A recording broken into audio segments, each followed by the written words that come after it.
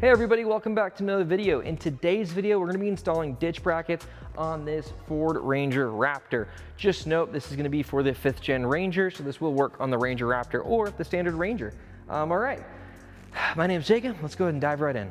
All right, so diving right in, let's talk first about everything you're going to need to actually install the ditch bracket on your vehicle. So starting right off, you're going to need some lights.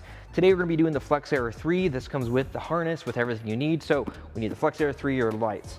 Then you need the ditch brackets. We have those. And then you're gonna need a ratchet, a wrench, or whatever you need to get these things off. 13 millimeter is gonna be needed for this Ford Ranger. Moving over here, since this is equipped with, this vehicle is equipped with the Ford upfitter switches, we're gonna be splicing directly into that. So we need our standard wiring tools. We need the little trifecta of the crimpers, the strippers, some scissors, some pliers. Having a plastic trim removal tool is also super handy if you want to hide those wires a little better. Some extra wiring is really nice, and some butt splices. And then your standard thing like a snake to route the wires, some heat shrink over here, and some zip ties. So that's everything we need to install this. Let's go ahead and get into the first step.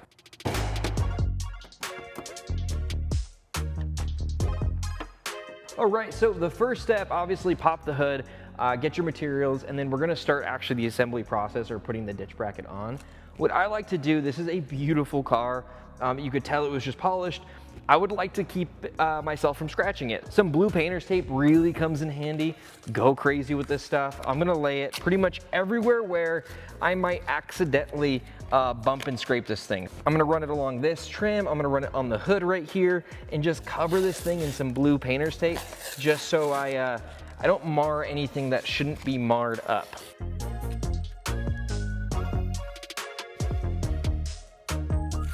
All right, so now we're at the actual installation of the bracket part. So this part's super easy. As you can see, there's two nuts here holding this hood actually to the hinge. We're gonna go ahead and do how this bracket actually gets mounted is it has two holes. Those just go directly on the stud. There is a right side and a left side. You can really only get it to work on the proper side. So play around with it, take a look at it. It's only gonna sit correctly with this little channel here going facing like this. There's no wrong way to do this. If you try to install it flipped or backwards, it's not gonna actually install. There is a trick whenever we're removing these to mount ditch mounts or ditch brackets, there is a trick to dealing with these hood nuts. You wanna make sure at all times you do not remove both nuts. If you remove both nuts and it gets loose, this hood will actually shift and it'll affect how it latches, it'll affect the body lines. So you wanna make sure you only remove one at a time. With this design, we did actually incorporate a slotted channel for the back one. So this first nut, we're gonna take completely off, remove it, and actually insert this bracket on the first one, get that nut decently tight, enough to where we can still swivel it. We're gonna loosen this back one and just slot it into place. Let's go ahead and get that done.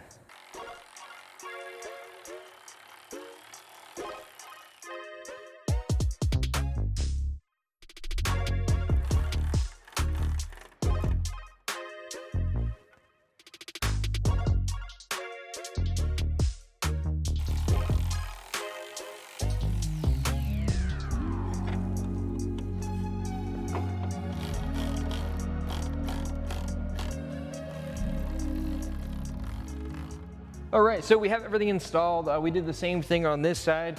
Once you have everything installed, it is a good idea, even if you made sure everything stayed tight while you were moving things, to go ahead and close the hood. Just make sure the body lines, all the gaps are still the same on both sides. There is a small chance that the hood might have shifted.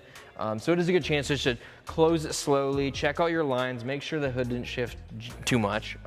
But now that we have everything installed, now it's time to go ahead and throw our lights on. I like leaving the tape where it is because you're gonna throw these on. These do sit pretty low to the hood. So just to kind of mitigate any scratching happening, I lay down as much tape as I can just so if my wrench slips or anything, I'm not gonna scratch anything. But we're gonna go ahead and get these lights mounted. And then after that, we're gonna go ahead and move to the wiring.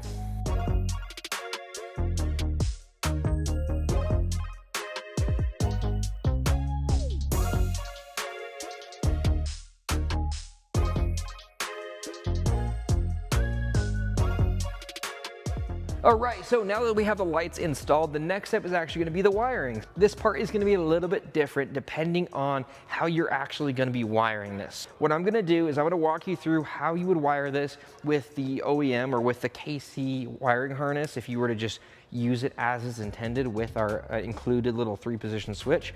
But on this vehicle, we have the Ford Upfitter switch system. So I'm actually gonna wire it directly to the upfitter switch, so I am gonna show you actually how to do that and how we decide to do it on this truck. Let's go ahead and get started and talk about the anatomy of this thing. With the wiring harness, there's 3 main components. There's gonna be, let's find the right one. One side is gonna go directly to the lights. It's gonna be the auxiliary side of the light side, right? And then if you follow this harness down enough, you're gonna come across this big yellow wire. So depending on which lights you're installing, it's gonna be slightly different. The colors might change, but the function's gonna stay the same. This yellow harness with the ring terminal, and then the black harness with the ring terminal. This is your ground, the black is your ground. The yellow is gonna be your power. These go directly to the power or the battery, the positive, and the ground. So black to ground, yellow to positive. Okay, and then as you go down, you'll see a spot for the relay. You just plug in the included relay, nothing crazy happens there. And then this longer portion with these 3 colored ones. So depending on what you're installing, if it's a Pro 6 versus like a Flex Era, it's gonna differ slightly on the switch system, just because some of our switches are 2-position, so on and off, and some of them are 3-position, like the Flex Era line, which is gonna have your amber backlight. So there's white on, off, and then amber backlight. These are gonna be a little bit different, but these 3 little with the female spade connectors will plug directly into that. So again, you have the light, the power source, and then to the switch itself. For our use case, we are actually gonna chop up this harness, and all we need is a power, so the yellow, and the ground, the black. Everything else we can actually cut out of this harness completely, as we're gonna go directly into the upfitter switches. Before I start chopping up the harness, what I wanna do is do a rough route first and figure out where I'm actually gonna put this thing, so I know what length to cut everything. I like to, when I'm chopping up a harness, I like to not have a ton of extra, maybe throw a service loop in here and there, but I don't want a ton of wires just bundled up in the engine bay. I'd rather have it as short and clean as possible. What I went ahead and did is there's 2 parts to the Flex Era harness. There's a part that connects both lights together with a big weather pack connector on the end that plugs to the rest of the harness. So I'm gonna start and just run to that and see where it leads me, see kind of where it's going, and then figure out a good route and, you know, figure out the rest. So what's nice is this car and most modern vehicles now have engine harnesses running across the top of the engine bay right there under this cowl. So I went ahead and just followed that line. I just threw it across the engine bay. I'm gonna start on the far side of the harness, get it zip tied. So these brackets do come with little zip tie mounts. So I'm actually gonna zip tie the connector piece right up here, so it's gonna sit like this. It's gonna look a little funny with it kind of just going straight down, but I want it as far away from this little, you know, this hinge here as possible. It's super easy to want to stuff wires down there. The only issue is since that has an open and closing, it becomes like a freaking, it becomes like a scissors and just clamps and destroys these Deutsch connectors. So I want this connector as far away from that as possible, even if that means it's gonna have to have this loose wire here. I'm gonna get this zip tied, get it on that side as well, and then figure out where that harness needs to sit to plug into the upfitter switches.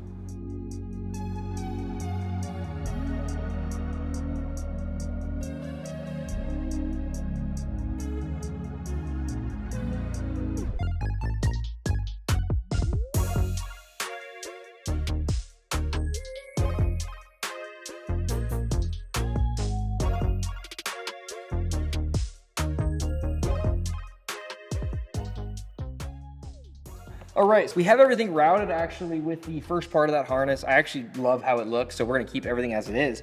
Now I have the second part of the harness.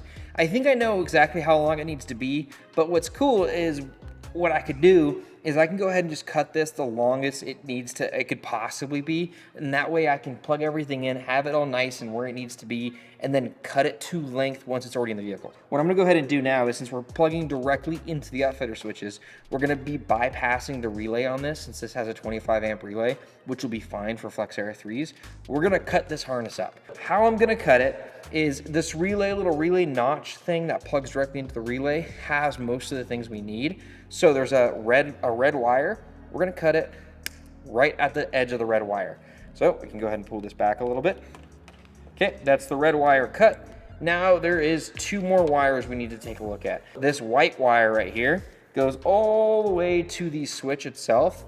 I'm gonna cut it just right after this inline fuse. Cool. All right, so now we have the red and white. So this black wire goes into 2 different things. It splits and goes into the relay side and also to a ring terminal. I'm gonna go ahead and cut it at the relay connector. And then now we have this harness in 2. This whole thing with the relay connector can just be tossed to the side or recycled or reuse it for another harness down the road.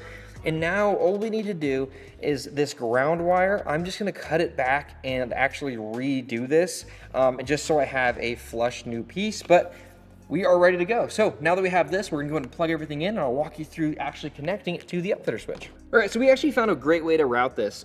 This fender, which is really cool on these, I had no idea. These fenders are pretty much hollow, so you can actually run it nice and cleanly here. I'm tied to the hood release cable, nice and tight through here in front of the battery. The upfitter switching, or the upfitter wiring, is all on the front of the battery next to this little tiny fuse box over here. So we're actually routing in front of the battery, and I have a ground actually popping up here, and I found a great place for a ground. It uses the strangest stud bolt thing I've ever seen in my entire life.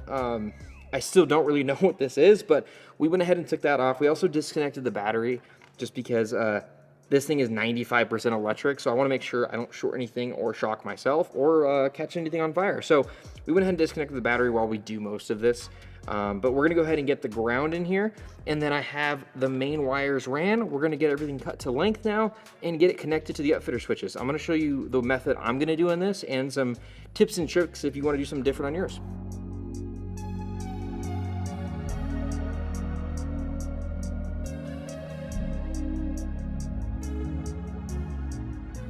Okay, so we're gonna go ahead and there's a few different colors and connectors here, and each one of these goes to a different switch. I would recommend looking at your service manual, which you can actually get to on the dash of your Ford Ranger or into the infotainment center. That's how I figured out what colors are which on this vehicle. I don't know if it's true that they're different on different vehicles, but for this instance, for this particular one, we're hooking into the 25 amp relay, which is this green and brown wire. We're gonna go ahead and cut this one back now at the heat shrink, so cut that off, and I'm gonna hook up this red wire directly to this, and what that's gonna do is that's actually gonna trigger the high beam. The white wire on this wire, or on this harness, is for the amber backlight. What I'm actually gonna do is I'm gonna hook this one into another one of these colors, but I'm gonna hook it in with the front bumper light bar that we're planning on putting later on in this for this truck. So I'm gonna keep this one disconnected for now, but when we actually go to install the other light bar, we're gonna go ahead and tie them together so the amber on the A-pillar and the bumper mounted light bar turn on with the same switch. Now that this is cut, we're gonna go ahead and strip back both of these, and we're gonna be doing a solder connection, and I'm also gonna do a service loop in this, just like this, just so I have, if in the future, if the owner of this vehicle wants to do anything different, he has a little bit more wire to work with and doesn't have to rewire the entire harness. All right, let's go ahead and get all this stuff done.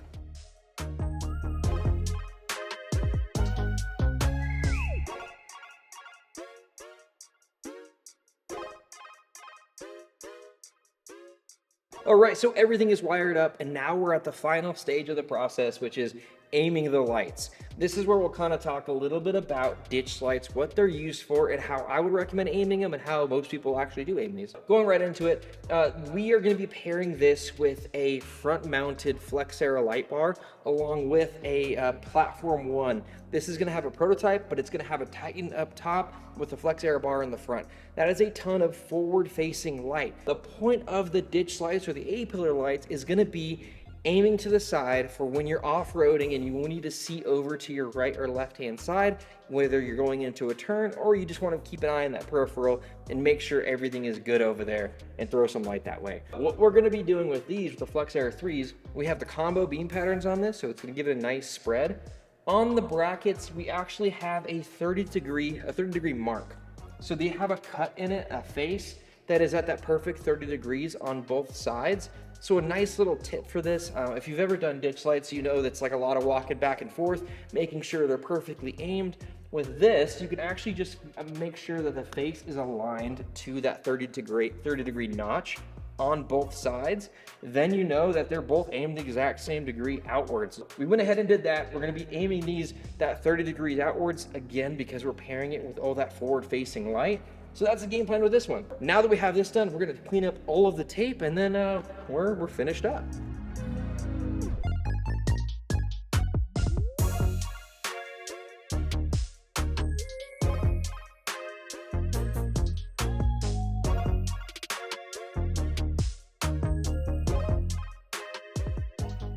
All right, and that's everything you guys need to know on how to install ditch brackets on your 5th gen Ford Ranger or Ranger Raptor. Thank you guys so much for watching, and thank you, a huge shout out to OG Motorworks for letting us use this beautiful space for us to film these install videos. If you guys have any other questions, please leave a comment down below or feel free to reach out to our customer service team. All right, thank you guys so much for watching. See you in the next one.